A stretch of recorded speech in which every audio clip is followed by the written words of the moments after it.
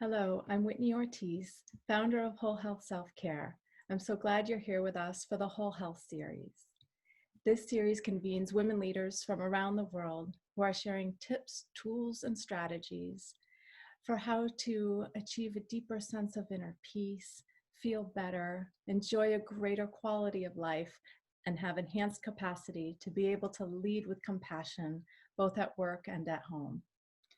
I'm so grateful to have with us Farah Aljundi, who is here from Jordan today. Farah is a yoga instructor, wellness and lifestyle consultant, herbalist, and holistic designer based in the Middle East. She has followed her teachers, guides, and mentors all over the world to study the ancient sciences, such as yoga, alchemy, shamanism, and herbalism. She believes that a big part of our collective evolution depends on their revival. Her practice is based on cultivating and maintaining awareness as ultimate truth by fine-tuning an inner connection. Farah runs her wellness studio in Jordan and leads holistic coaching programs online. Her wellness brand is called La Luna Experiences. La Luna means the moon. This wellness brand offers educational and transformative events and retail. Thank you, Farah, for sharing your wisdom, guidance, and reflections with us. Thank you for having me, Whitney. You started your career in fashion as a designer and then went through some deep internal shifts, which were reflected in your outward career expressions. You explored significantly both geographically around the world and also through ancient teachings. What is one word that comes to you when you think of today's women professionals, generally speaking, and the transformations that are happening in the world and inside many of them right now? Well, we are living very interesting times, and it can be very overwhelming, and especially for people who have to take a lot on board. The first thing that comes to mind, which is a huge daily practice of mine, is the concept and the element of surrender. And not surrender in a complacent way, but rather sort of a giving and an offering of our trust to the universe, which is very difficult in these days, that things will eventually work themselves out the way they need to. I've been getting a lot of questions these days, especially in the Middle East. I don't know if you heard about the Beirut events last night. And they've been asking me if we are living a collective reality, why is this our reality? Why is this what is manifesting? This isn't what I've necessarily chosen, but we kind of have to surrender to the idea that this is a manifestation of the collective reality.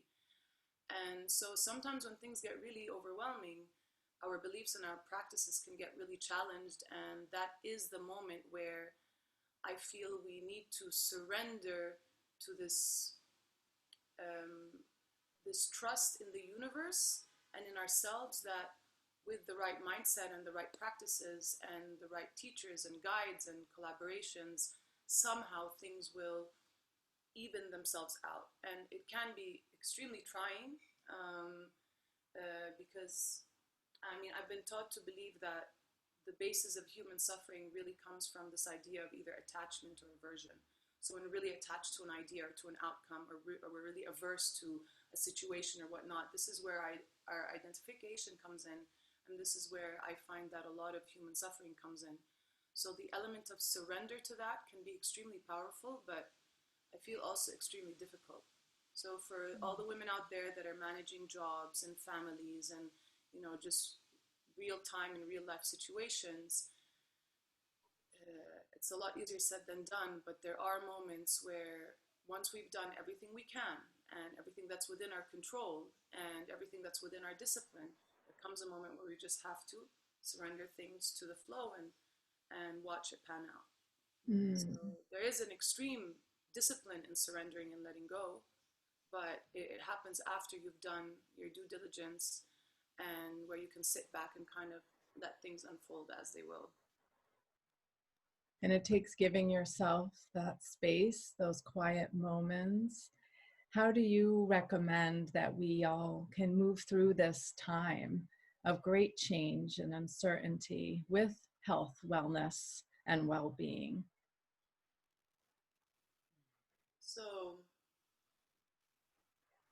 concept of learning how to nourish ourselves comes to mind.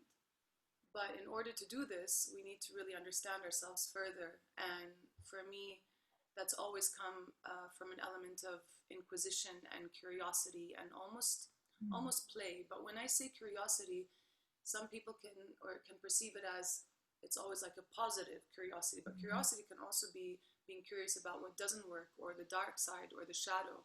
And curiosity can be towards the unknown and change, and something that intrigues you. So it can be difficult sometimes when we're overwhelmed by all these macro cosmic events to go into the micro, but I find that what really helps is to go inwards every once in a while and find that those few moments of balance or space or silence. And that can be extremely difficult for a lot of us women these days, but it can be just done in this idea of self-love, of taking time out for yourself, at least 1 hour a day, doing something that challenges you. Finding a daily practice is essential. So I always like to integrate the idea of ritual. I think ritual is sacred, and it's something that's been kind of taken away. And if one has the interest and time to really go back to the ancient practices, which basically cover this, the idea of ritual, the idea of stillness, the idea of movement within stillness and stillness within movement. And so I think for me, curiosity about what's going on inside us will always help us understand what's going on outside of us. Curiosity about all the knowledge and the information and the technology that we've lost along these years and decades and centuries that are lying there and almost escaping us, through our fingers. And just for me, always going deeper and deeper into inquiring why things are the way they are and why we are the way we are. And hopefully with that, we start to find these little sparks in the heart again, and paths and passions and things that make sense and resonance, and the idea of remembrance. We used to know how to do it at one point. We knew how to live together and live with Mother Nature and live with the cycles of the earth and live with compassion to ourselves and to others, animals, everything. But I think it's an essential time of remembrance, and in order to remember, I think we have to ask ourselves the right questions again. That's a special reminder to us all, and those inner wisdoms that we all hold true across cultures, religions, geographies, etc. And you have traveled the world. Would you share a bit about the gatherings that you have done of the ancient teachings and how you have come to this new era within your life as a woman professional, and how you lead others forward in this time, and as we continue, and as we can continue collaboratively more with love as our being. So collaborative is the word, because once we do look into all these cultures around the world, we find such common messages in the religions and spiritualities and the traditions. And the more you get into it, the more you wonder, why is there such a crazy separation? It doesn't make any sense anymore. So I came from quite a conflicted background, in the sense of I'm Palestinian, born in the States. We were raised in Jordan because we had to refuge from the political troubles. And there's been a little bit of an identity crisis growing up in Jordan and flocking off to many places in the world. So in my design studies, it took me to places like Florence in Italy, and Istanbul and Shanghai, and all these busy but heavily cultured places, which was a huge impact, at least on my aesthetic and my eye, and the richness of how cultures can be. But I've always been one to go after my heart. Not a great businesswoman, it's not about logic as much as it is about heart, and I've always been this way. So at some point, the world of fashion stopped making sense to me. I was in it for the creativity, and it became very much a eat shark world, let's say. But luckily, I was living in Istanbul, where while exploring the culture there, they were very deep into the use of herbs in the day-to-day life, plant medicine, deep, beautiful spirituality like Sufism.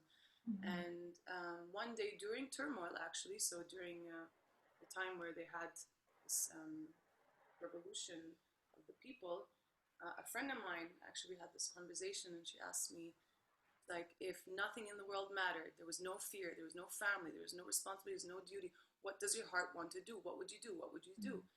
And I had luckily been exploring yoga and Ayurveda a lot, and I just said, I want to get deeper into yoga and the medicine of herbs. And I stood there and I was like, why am I not doing this? You know, the economy is collapsing, the people are revolting. I mean, it's not going to work. And so it took a lot of courage, but a lot of also great support from great friends and teachers and mentors. And I traveled to India for the first time for a few months and started going back. So through the spirituality, my practice has taken me through India, which is deeply, deeply rich. And it's something to be explored for the rest of our lives. It's not one trip that you go and understand. And then my travels and my work, when I combined the wellness with the design and the brand consultation, took me to Central America, which is also incredibly um, fascinating in their approach. So I was living in Costa Rica and in Panama, and we were traveling to Colombia.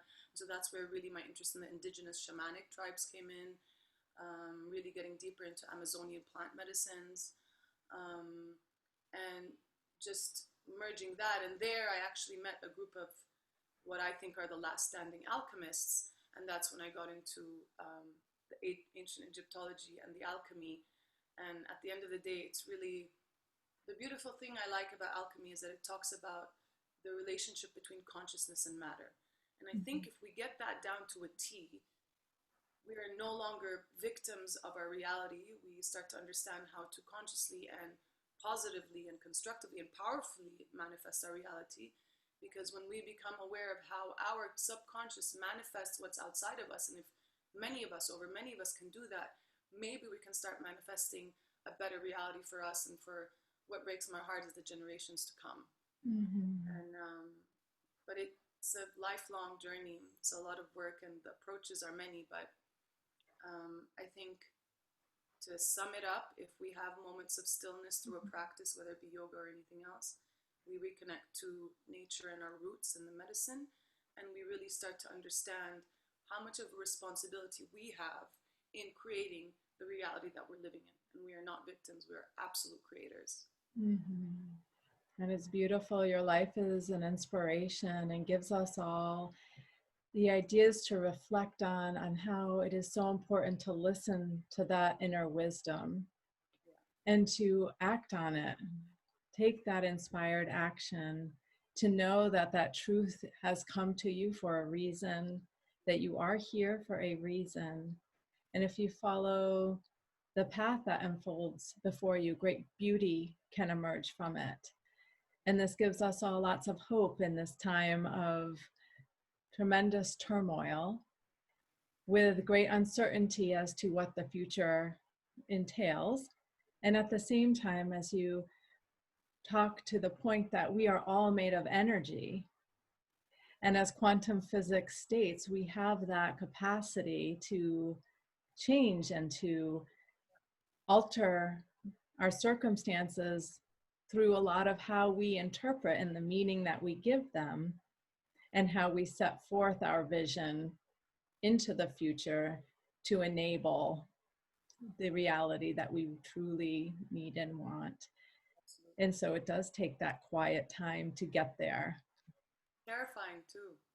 Yes, because you are unveiling, you are releasing, you are exposing some great vulnerabilities, that deep part of yourself that has come through lots of experiences. And we talk through lots about childhood and even before then, based on one's traditions and religions and spiritualities. But it all folds in together to where we are in this moment. And what are we going to do with the moment that we have? I totally hear you. And I think curiosity takes courage. So you find a child really curious because they're untainted by the fears and the experiences. But I think we underestimate the older we get and the more think, beat down we are by life is that it starts to take a lot more effort and courage and just almost discipline to go after your curiosities because it might involve change, it might involve something that's unknown, it might involve something you don't want to see, you know? So Mhm. there's like a playful element of almost trying to go back to being childlike. Mhm. Mhm. And it's like the snake eating its tail, and you're back in that cycle, and it's just back where we started, you know? Mhm. And for those who have children or work with children, to nourish and encourage that curiosity and not squash it, For sure. and not to try to manage whatever is evolving within our children, but instead, or like society's children, For but sure. instead encourage that exploration, this generation of young people who will be rising through this time. We've left them in this we've left them in this situation, but I mean, how can you try and subdue or tame such a pure raw energy, you know? Like it's like Mhm. their curiosity and the way they look at life is where we it's like where we all came from. Like this is basically what we're Mhm. growing into. It's the purest is I think working with children. This is education is definitely I think for at least someone like me is the next step that I'd like to take, is Mhm. re-educating the next generation into perhaps opening their minds up to the power that they have within. Mhm. And for the women out there listening, how can they get in touch with you and explore working with you? So I'm very much a nomad, and I have like my dear clients all over the world. So for those in the Middle East, I teach throughout the Middle East, but also La Luna Experience is the platform that I built so I could actually collaborate with all these amazing people that I've met along the way and offer these events and retreats and wellness that's really like deeply curated and transformative. So in La Luna Experiences, we're offering online classes. I also do in-person consultations along many fields, and um, just to get in touch via my website or email, and I'm happy to like talk about what works. Any And would you ideas? mind sharing your websites here? We'll also have them written. Thank you. Sorry. So would you share, please, your websites here, and we will also provide them written out. Oh, sure. So my personal one is farahaljundi.com. And then the platform, the wellness platform, is lalunaexperiences.com. La Luna means the moon. I'm very, very much connected and drawn to the moon, as all of you women are, whether or not you know it. And so, and that's so Farah Aljundi and La Luna Experiences. Wonderful. Thank you so much for sharing all of this beautiful wisdom.